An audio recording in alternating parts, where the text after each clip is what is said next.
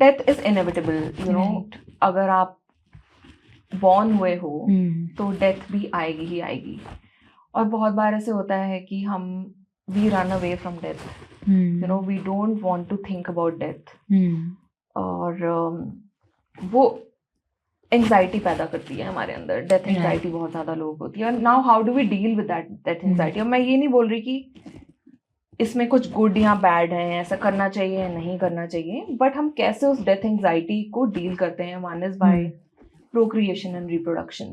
Okay. You know, procreation and reproduction, of course, this is natural cycle of life. You know, people get married, they have kids. You know, and some people intentionally have kids. Some people feel that it just happened by accident, maybe. Right. You know, and it's just a way of life, और ये culturally, societal, मतलब है तो होना ही है, मतलब ये तो पार्ट है सोसाइटी का, आई थिंक लाइफ का.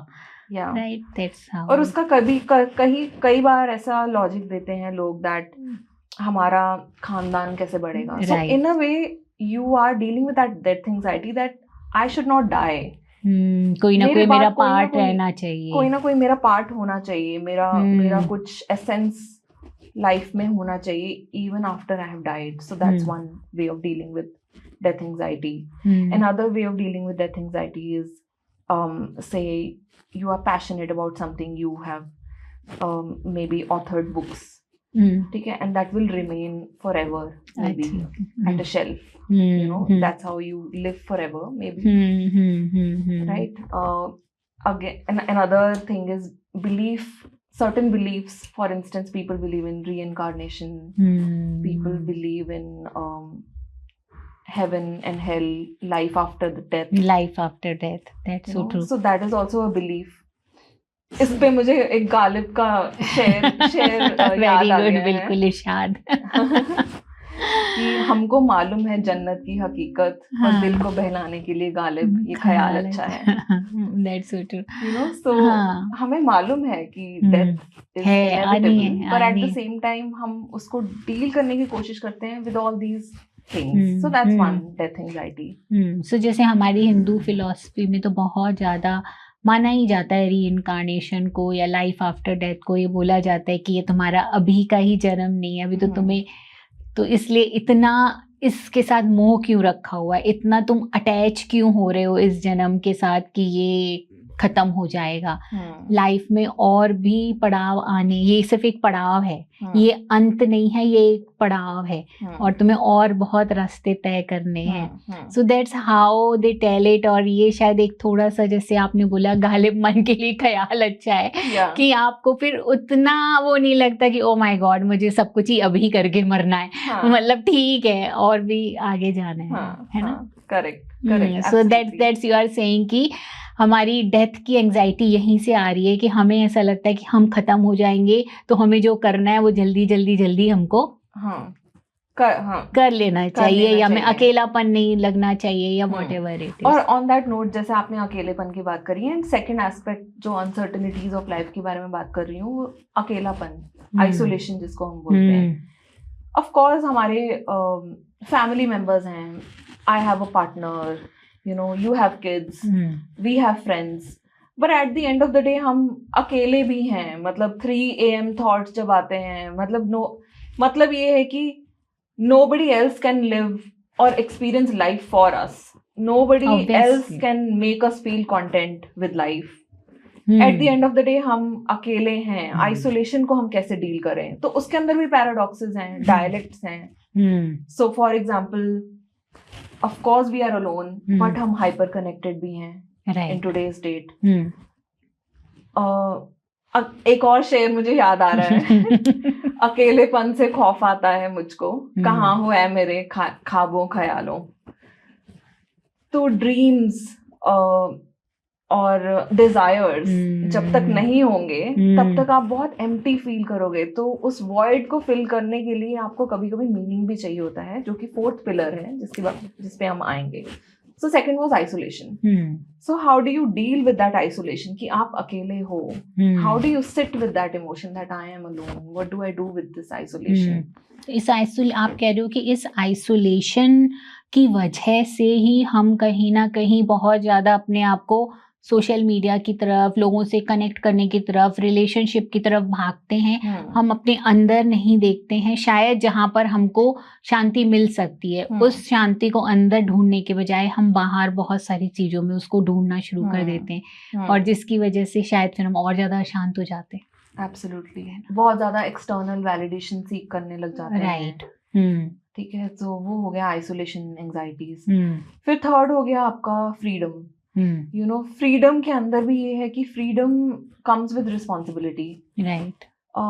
यू नो, फ्रीडम का ये है कि ऑफ कोर्स आपके पास हमेशा चॉइस रहती है, पर at the same time free choice है या नहीं है, we don't know.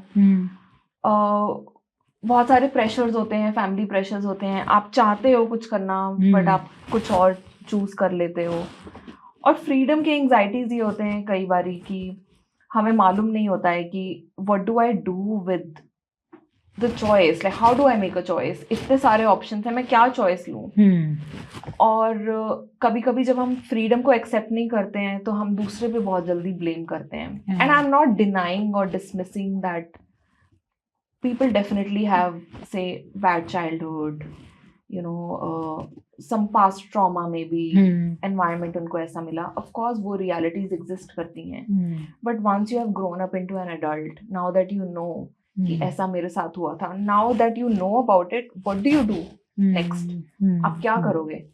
Do you keep blaming life, blaming circumstances, या फिर आप now you practice free choice and do something about your life?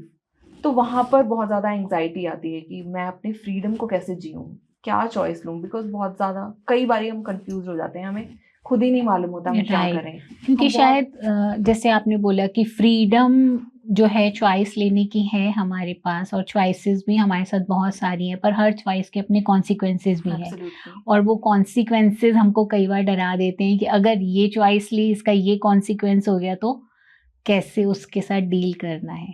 Right. तो वो फ्रीडम के साथ रिस्पॉन्सिबिलिटी जुड़ी हुई है।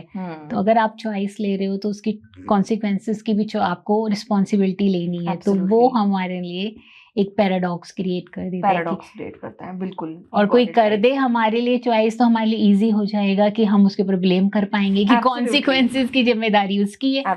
है ना। तो इसलिए आजकल मैं मतलब जो दिख रहा है कि पहले था कि बच्चे माँ बाप से लड़ते थे कि हमें जो है लव मैरिज करनी है, माँ बाप नहीं मानते थे। आजकल जब फ्रीडम मिल गई है, माँ बाप कहते हैं अपने आप ही ढूंढ के कर लो, तो बैठ जाते हैं यार मेरे को तो नहीं समझ में आ रहा है, हमने बहुत देख लिया, अब आप ही कर रहा दो तो अच्छा है। नाउ अब रिस्पॉन्सिबिलिटी आ जाएगी ना। आपने खुद की चॉइस ले ली, नाउ अब आपके ऊपर रिस्पॉन्सिबिलिटी आ गई उस मैरिज को निभाने की, किसी के ऊपर आपको ब्लेम नहीं कर सकते। एब्सोल्युटली।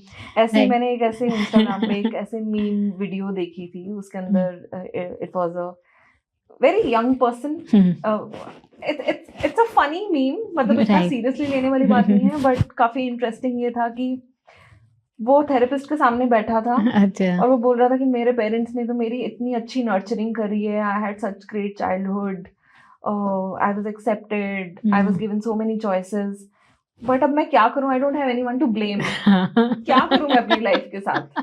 That's it.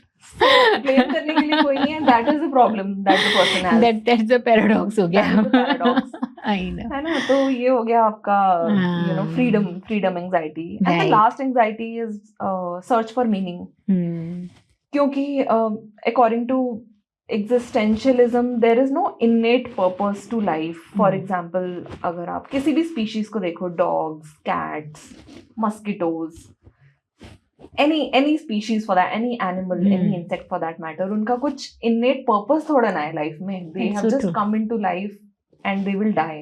Similarly, हम human beings, we are also just a species. Of course, हमारे पास दिमाग है और हम बहुत evolved species हैं, वो बात अलग है. But ultimately, at the end of the day, हम भी एक species ही हैं, just like dogs and cats. तो inherently कोई purpose नहीं है. The moment child is born, ऐसा नहीं है कि वो डॉक्टर बनेगा, ये इंजीनियर बनेगा, ये सोशल वर्कर बनेगा, ऐसा नहीं है. innately कुछ नहीं है. But हम जैसे जैसे बड़े होते हैं, हम जैसे जैसे चॉइसेस अपनी लाइफ में जो भी चॉइस लेते हैं, उससे हमारी पर्सनालिटी बनती है, उससे हमारा एक एग्जिस्टेंस बनता है। और इस फिलॉसफी में हम ये भी बोलते हैं कि existence precedes essence. that is the whole core philosophy of existentialism। अच्छा। कि आप innately, आप कुछ ऐसा नहीं है कि आप कुछ the moment you're born कि आप कुछ बनने वाले हो। आप अपने choices जो आप चॉइस ले रहे हो लाइफ में, उससे आप बनते हो who you are as a whole person। So it's the anxiety is about search for meaning। innately तो कुछ meaning नहीं है, but आप उसको meaning देते हो। और कैसे देते हो? It can be through work, maybe for some people it is work, something that you feel passionate about। It can be in corporate, it can be in NGO, it can be any work for that matter। Religion, spirituality में भी लोग meaning ढूंढते हैं। Then parenting, taking care of others से भी कुछ meaning निकल सकता है। और just enjoying life in general, looking at nature, travelling, for some people it is travelling. कुछ भी जो आप एंजॉय कर रहे हो लाइफ में, जो आपको मीनिंग दे रहा है, जो आपको पर्पस दे रहा है, जिसमें आपको मजा आ रहा है, लाइफ का एसेंस आप फील कर रहे हो, that is what is meaningful for you. So उससे आप मीनिंग देते हो। So, ये 4 चीजों के आसपास ही ये पूरा का पूरा साइकोथेरेपी जब हम लोगों से बात करते हैं, तो इसी के आसपास ये सारी चीजें घूमती हैं। ओके।